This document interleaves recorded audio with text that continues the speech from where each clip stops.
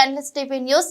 10 ఏళ్ల సుదీర్ఘ విరామం తర్వాత అధికారాన్ని అందిపుచ్చుకున్న కాంగ్రెస్ పార్టీ ప్రస్తుతం పదవుల పందరంపై మల్లగుల్లాలు పడుతోంది.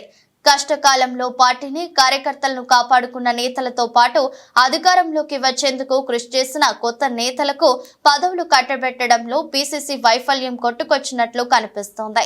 నేతలను జోకే వాళ్లకి ప్రాధాన్యత ఇవ్వడం పట్ల అసంతృప్తి పెళ్లుబీకుతోంది. పట్టుమని 10 మంది సొంత బలం లేని వాళ్లకు కార్పొరేషన్ పదవులు ఎలా ఇచ్చారని దశాబ్దాల నుంచి పార్టీని నమ్ముకున్న నేతలు ప్రశ్నిస్తున్నారు.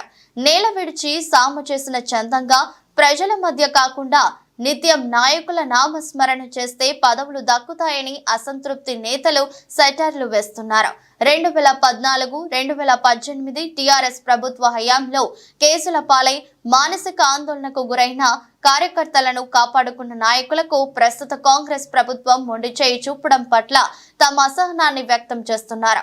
మండల స్థాయి నుంచి జిల్లా స్థాయి వరకు ప్రభావితం చేసే నాయకులను కాదని హైదరాబాద్ లో నాయకులకు భజన చేసే వారికి పట్టం కట్టడం ఏంటనే ప్రశ్నలు తలెత్తుతున్నాయి.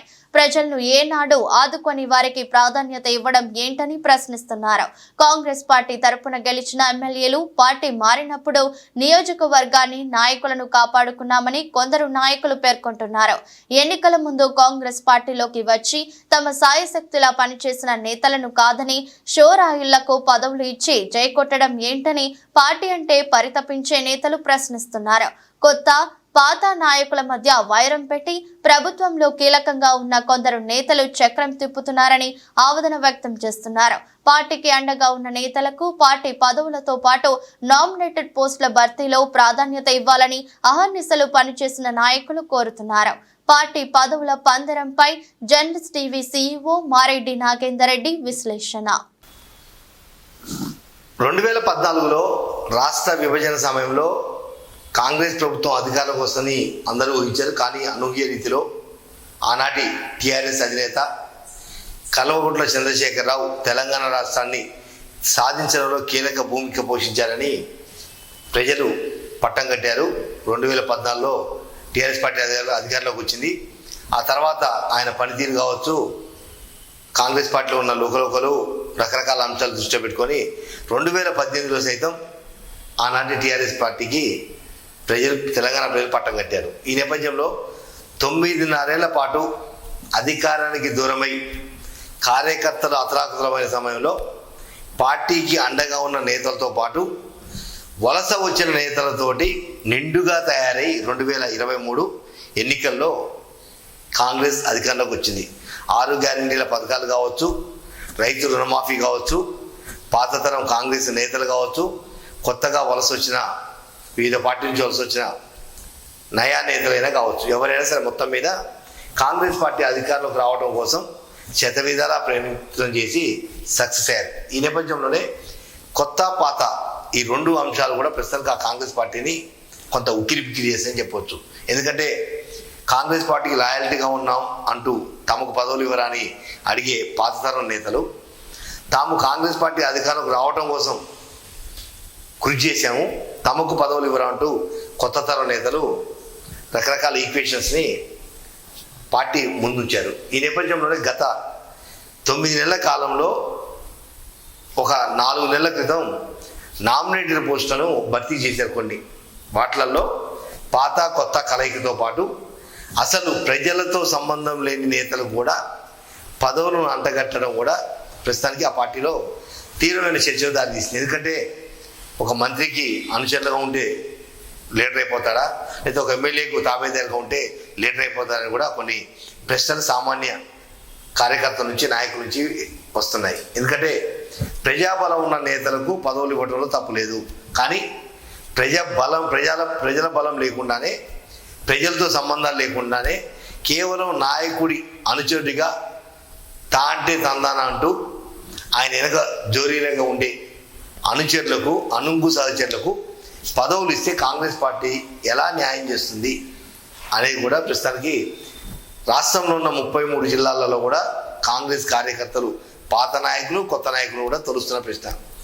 ప్రతి ఎమ్మెల్యే, ప్రతి మంత్రి తనకు అనుంగు సహచరులకే ప్రియారిటీ ఇస్తున్నారు తప్ప పార్టీ కోసం కష్టపడ్డ పాత తరం నేతలు ఎవరైతే ఒక గ్రామ పంచాయతీ సర్పంచ్నో లేకపోతే ఒక మండల స్థాయి జడ్పీటీసీనో లేకపోతే ఒక ఎంపీపీనో లేదా జడ్పీ చైర్పర్సన్ లాంటి వాళ్ళ లేదా మాజీ ఎమ్మెల్యేల వీళ్ళందరినీ కూడా పక్కకు పెట్టేసి కేవలం కొంతమంది నేతల అనుచరులుగా తాబేదారులుగా లేదా వాళ్ళ వెనుక ఉన్న అనుభవ సహచరులుగా ఉంటేనే పదవులు కనుక వస్తే సామాన్యులు పార్టీ కోసం కష్టపడ్డ వాళ్ళ పరిస్థితి ఏంటి అనేది ప్రస్తుతం కాంగ్రెస్ పార్టీలో వస్తున్న ప్రధానమైన ప్రశ్న.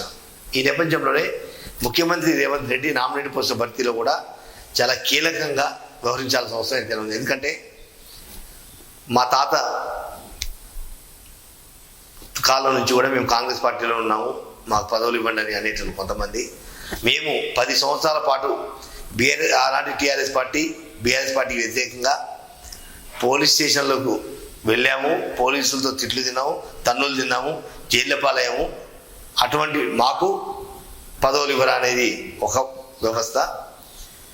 లేదు, మేము కాంగ్రెస్ పార్టీ అధికారంలో రావడం కోసం 1 సంవత్సరం ముందు పార్టీలో చేరాం, మేము మా ప్రజాబలం మా ఆర్థిక వనరులు ఇవన్నీ కలిపితేనే మీ పాత కాంగ్రెస్ ఇటు కొత్త కాంగ్రెస్ రెండు కలిస్తేనే కాంగ్రెస్ పార్టీ అధికారంలోకి వచ్చింది కాబట్టి మా పదవుల పరిస్థితి ఏంటంటే కొత్త తరం నాయకులు ఇలా ఎవరికి వాళ్ళు ఏ రకమైన ఈక్వేషన్లు పార్టీ ముందు పెడుతున్నా నామినేటెడ్ పోస్టుల భర్తీలో కొంతమంది నేతల వ్యవహార శైలి ప్రస్తుతం రాష్ట్రంలో చర్చకు దారితీస్తుంది. ఎందుకంటే పట్టుమని 10 మంది అనుచరులు లేని నేతలకు నామినేటెడ్ పోస్టు ఎలా ఇస్తారు, అసలు పార్టీ అంటే పట్టించుకొని వాళ్ళు హైదరాబాదులో చెంచాగిరి చేసే వాళ్లకు పదవులు ఎలా ఇస్తారు అనేది కూడా కాంగ్రెస్ పార్టీలో ఉన్న సీనియర్ నేతల నుంచి వస్తున్న ప్రశ్న.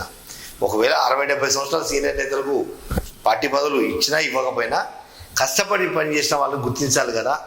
ఆర్థికంగా నష్టపోయాము, అవమానాలు పాలయ్యాము, కార్యకర్తలకు అండగా నిలిచిన మాలాంటి వాళ్లకు ప్రాధాన్యత ఇవ్వకపోతే ఇంకా మేము ఎలా పనిచేస్తాం అని ఒక స్తబ్దత మాత్రం కాంగ్రెస్ పార్టీలో నెలకొంది. ఇప్పటికైనా ముఖ్యమంత్రి రేవంత్ రెడ్డి అటు పిసిసి అధ్యక్ష హోదాలో కావచ్చు, లేదా ముఖ్యమంత్రి హోదాలో కానీ, లేదా క్యాబినెట్ మంత్రుల సహచర మంత్రులతో సమాలోచన జరిపి నిజమైన కార్యకర్తలు వాళ్ళ ప్రొఫైల్ తీసుకొని ఎవరు ఎన్ని సంవత్సరాల నుంచి కాంగ్రెస్ పార్టీలో కొనసాగుతున్నారు, ఏదైనా పార్టీకి పనిచేశారా, పార్టీలో ఆయనకున్న బలం ఏంటి, బలహీనతలు ఏంటి, కులపరంగా కానీ రకరకాల సమీకరణలను దృష్టిలో పెట్టుకొని నామినేటెడ్ పోస్ట్ అలాట్ చేయాలి తప్ప కేవలం హైదరాబాద్లో చెంచాగిరి చేసే కొంతమంది నేతలకు నామినేటెడ్ పోస్టులు ఇచ్చి నామినేటెడ్ పోస్టుల విలువల్ని తగ్గించడం ఏంటనే ప్రశ్నలు కూడా తలెత్తుతున్నాయి. ఒక్కసారి గతంలో ఇచ్చిన ఏదైతే ఈ 8 నెలల కాలంలో ఇచ్చిన నామినేటెడ్ పోస్టుల భర్తీ విషయంలో ఒక్కసారి కనుక భూతద్దం పెట్టి వెతికితే కొంతమంది నేతలు అసలు నియోజకవర్గంలో వాళ్ళు ఎవరో కూడా గుర్తుపట్టని పరిస్థితుల్లో ఎప్పుడో 15-20-30 సంవత్సరాల క్రితం హైదరాబాద్కు వలసపోయి అక్కడే రాజకీయం చేస్తూ ఆ గాంధీ భవన్ చుట్టూ కోటరీలో తిరుగుకుంటూ పదవులు తెచ్చుకున్నారంటే ఎంత దౌర్భాగ్యమైన పరిస్థితిని కూడా సామాన్య కార్యకర్తలు ప్రశ్నిస్తున్నారు. ఎందుకంటే కేవలం పదవుల కోసమే కాచు కూర్చున్నారు గుంటనక్కల లెక్క. అటువంటి వాళ్ళకి ఎలా ఇస్తారు మీరు పదవులు?